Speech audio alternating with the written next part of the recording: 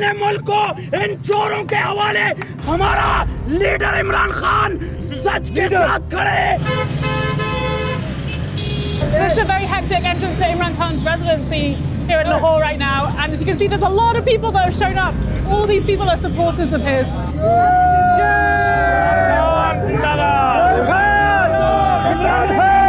Why are you outside his house right now? Without the government, imported government has arrived here to arrest him. So you're protecting Imran Khan against arrest? Yeah. Protecting Imran Khan. We are fighting for Imran Khan. Inshallah, we will die for him, inshallah. Why? Because he is original leader of Islamic are all over the world. Imran Khan, the man at the centre of Pakistan's political chaos right now. From cricketing hero to Prime Minister to an ousted opposition leader fighting for survival. And they want me in jail so that I cannot contest elections. Imran Khan has been kicked out of government just last year. He's now hoping to make a political comeback. Things are very, very tense. The police have been camped outside his house, and we're heading right into the belly of the beast to meet the man himself.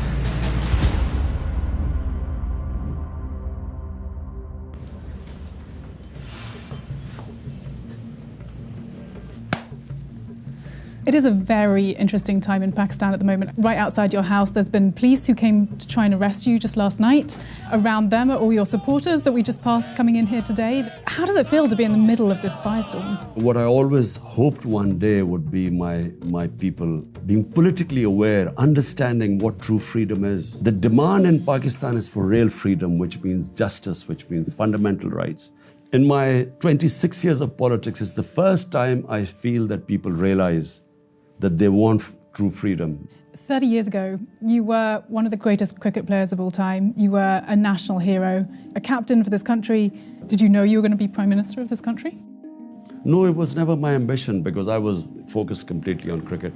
I played 21 years of international cricket.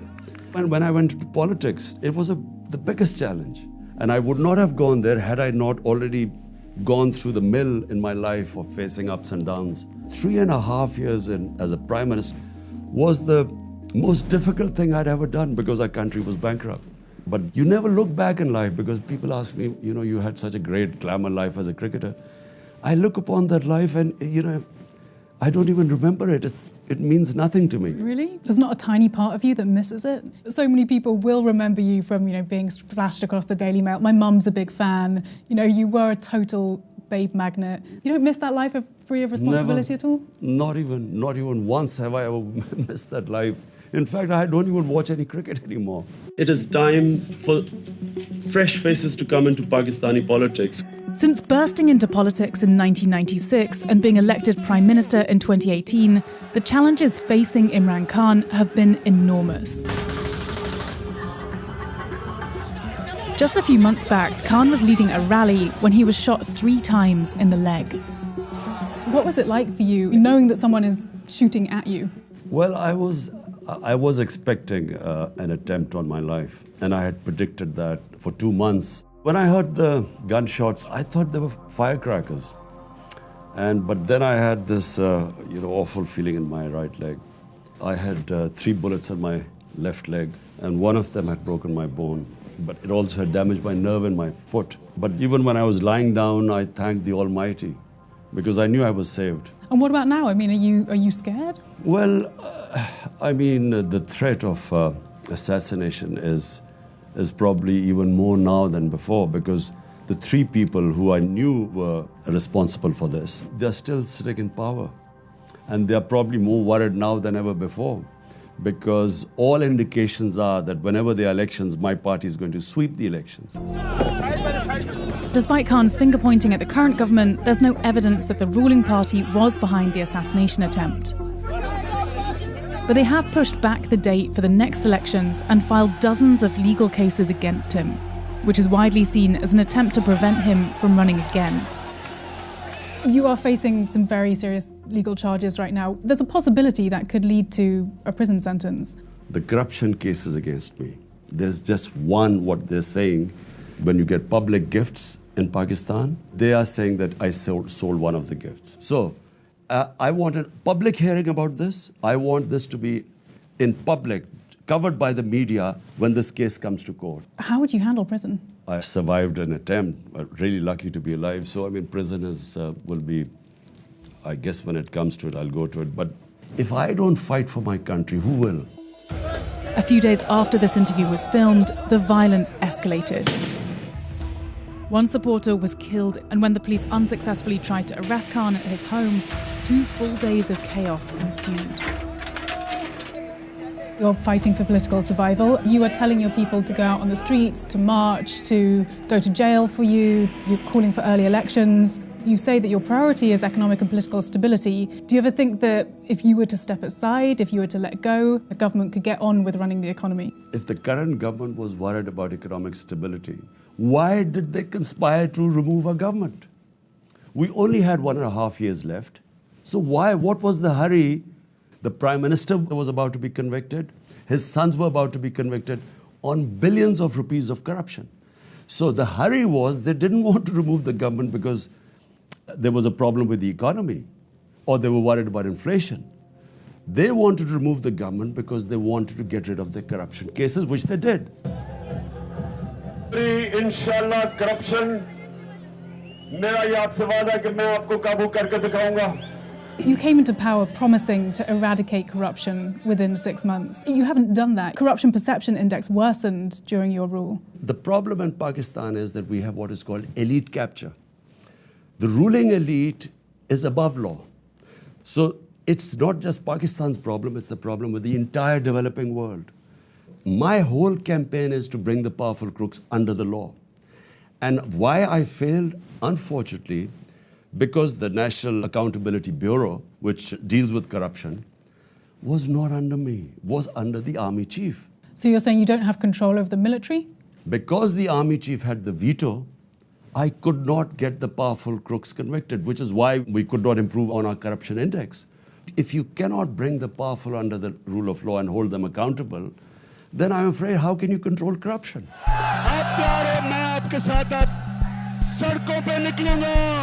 तब तक निकलता रहूंगा जब तक तुम election हम तुम्हारे से जबरदस्ती इलेक्शन करवाएंगे. You've been very critical of the current government for suppressing free speech, for politically persecuting you, as you say. Under your own government, talk shows were shut down, journalists who've been critical of you were attacked, tortured, detained. As someone who is presenting yourself as a victim, I can see you shaking your head, as someone who is presenting yourself as a victim of persecution and a beacon of free speech. Not one case against the media was ever instituted by my government. I mean, there is a long list of journalists who... Let me just complete it. So not one by my government. What happened was the journalist who got into trouble said something to the army. When I found out, immediately the next day we had them released. Compare that to what's going on now. That might be true, but I'm asking you about under your rule. You know, the Reporters Without Borders said that, you know, labelled you as a press freedom predator. The 2 times we found out 2 journalists were picked up, we immediately took action. And what about the others? There were people who were shot outside their homes, there were people whose talk shows were shut down. Talk shows was shut down only on 2 people who apparently said something against the army, not against my government. The army has ruled Pakistan for half the country's existence, and critics accuse them of still pulling the strings in the country's politics. You blame the military for many things. Why should people vote for you if you can't control the military? My responsibility was fighting corruption, but I did not have the authority on the institution that was supposed to be a tool to fight corruption, NAB, which was controlled by the army chief. Do you not feel like it needs to be dismantled in order to actually have a free and fair country, as you say? There needs to be a balance. No management system works if the Prime Minister has the responsibility, but he doesn't have the authority. Another force Khan has tried to find balance with is the Taliban. We must strengthen this current government, stabilize it, for the sake of the people of Afghanistan. Nicknamed Taliban Khan, he's known for his softer approach to the group. When the Taliban took Afghanistan, you noted that the Taliban had promised to uphold human rights and to form an inclusive government. It's been 2 years now, and the Taliban does not have an inclusive government. The human rights record is not looking good, especially for women's rights, as I'm sure you're aware. Is there any part of you that regrets a somewhat softer attitude towards the Taliban? You see, unfortunately, in the West, all you look upon Afghanistan is Taliban and anti-Taliban. We in Pakistan look upon Afghanistan as our neighbor, and after 40 years, for the first time, there's peace in Afghanistan. Now, what I said was the Western countries must get them into the mainstream. Because the more you mainstream them, the more influence you would have in enforcing human rights. But if you isolate them, what leverage has any country got left now to tell them to send your girls to school or human rights? You can't. But human rights are suffering. We visited Afghanistan after the Taliban takeover and witnessed firsthand the erosion of women's rights.